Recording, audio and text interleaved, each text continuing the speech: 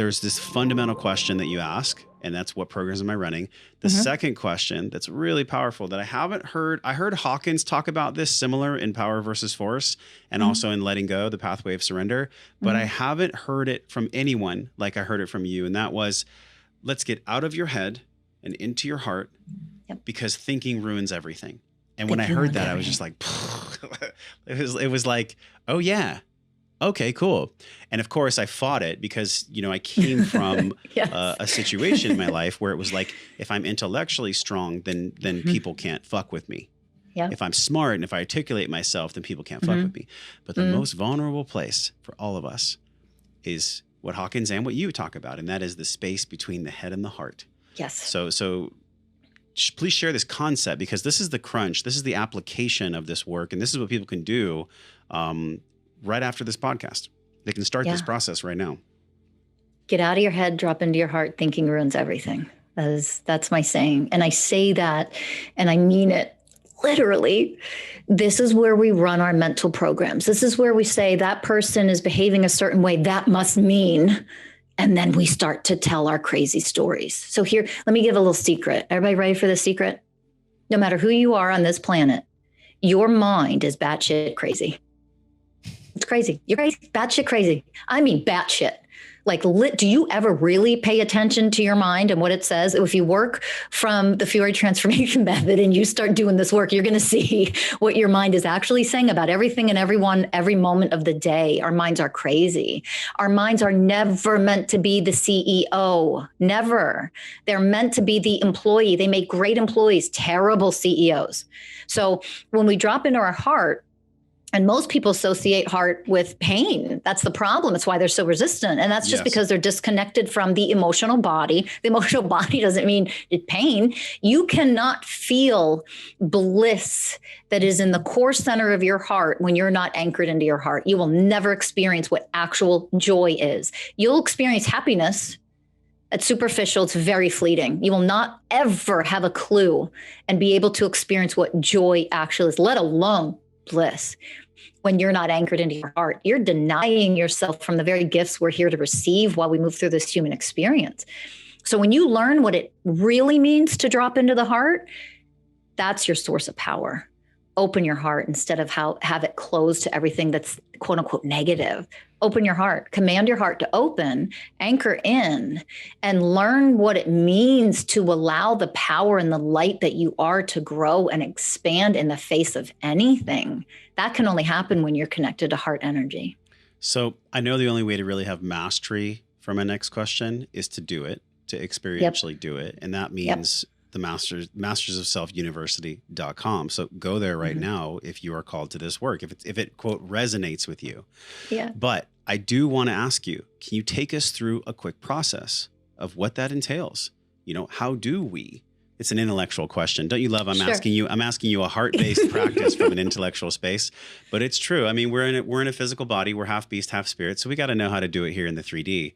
How do we do that? How do we go from head to heart and not be so woo-woo and esoteric that we wind up in a circle wearing a big purple cape? You know, because this work is not that. Beautiful question. Exactly. I love your question. It's a beautiful question because this work is not that. I'm going to first circle back to what I mentioned earlier, and that's the human spirit integration point. I take people into the human spirit integration point. You're never denying your humanness. There is very simple, easy, here's step one, here's step two. Here's your work for this week. Here's your workbook. Here's your curriculum. It takes you step by step by step to do it. But simultaneously, there are the teachings of here's how you apply it. Here's how you integrate it. Here's how you pay attention to, oh, you got triggered. Okay, so now pay attention to your mental programs, what mental programs are running. And you keep track of these things. What emotional programs, what behavioral programs. Oh, now we get to see the truth of how we're really showing up in our relationships, which is look at all the programs I'm running. That has nothing to do with your partner. It has everything to do with unhealed woundedness. And so as people learn step by step in a very simple, strategic process, and there is a sequential order for the process, there is part of this that is very left brain work.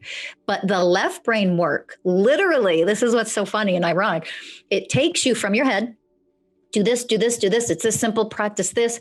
It slowly pulls people down, drops them down into their heart over time, organically. Why? That's the key phrase, isn't it? Over time.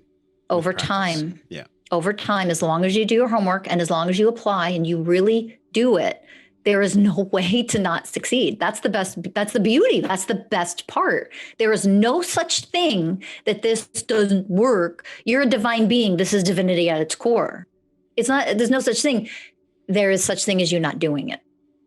That's your free will choice coming into play, that you don't want to do the work. You're letting your fear-based programs get in the way. Your avoidance programs get in the way. Your 15-year-old inner child shows up and takes over and throws a fit instead of seeing what the child needs to heal and how deeper you can go if you don't allow the child to run the show. See, there's so many parts to this, but you move through it in a sequence, one bite-sized piece at a time. And as long as you take the bite and you chew it and you swallow it, guess what? You'll poop it out. It'll be gone.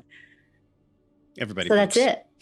Everybody poops. And you make it sound so simple. You know, behind me, you might not see it because I got a brand new camera because we're just amazing. I love doing this podcast with you. It's been so inspiring so far. And so has this work been, but it hasn't always been easy. There was one concept you shared with me about the heart chakra versus the heart space. And I wasn't really sure if I was going to ask you this, but I think it does help people connect to what we're talking about, which is how do we get out of our head and into our heart. So we're very familiar with the chakras and the energy systems, right? All the way from the sacral, the root, all the way to our third eye and beyond. So what does it really mean to be in our heart space? And can you use whatever language is appropriate to describe to us that the heart would actually hear? Absolutely. So being in the heart space, I tend to use that term because not everybody is well versed in what their chakras are.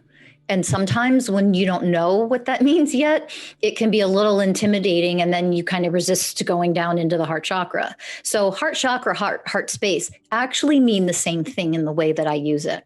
Dropping into your heart chakra, the question is, how do you know you're connected? And that's part of this work. So I'll ask people if you can do your best to connect. If they don't know how, that's okay. I take them through a breathing process, and then they observe their body. And when they're able to observe, how does your body feel now? And it could be different for everyone, but just common answers will be, oh my God, my whole body began to relax. I feel more calm. I feel this is where the science and the mysticism are integrated. When the second you're connected to heart chakra, the invisible energy center that we can't see, mystical truth, right? When we connect to that energy, the heart energy, the brain immediately releases all the calming, happy chemicals naturally. So there's a physiological response to your body relaxing. You become calmer, you become more peaceful. And there could be several other, adjectives that people will use to describe. I feel this, I feel that. So now you know how when you are connected to your heart center, how do you know that you're legitimately there? It's a very somatic experience. And so people now have a reference point when they do this work. Now, when I say to you, drop into your heart space or your heart chakra. And now we're going to work with your programs that are like the ugly, gnarly programs we don't want anymore. We're going to work with your programs in the heart space. Heart energy is transformational energy. Yes. And that's part of the healing process, part of it.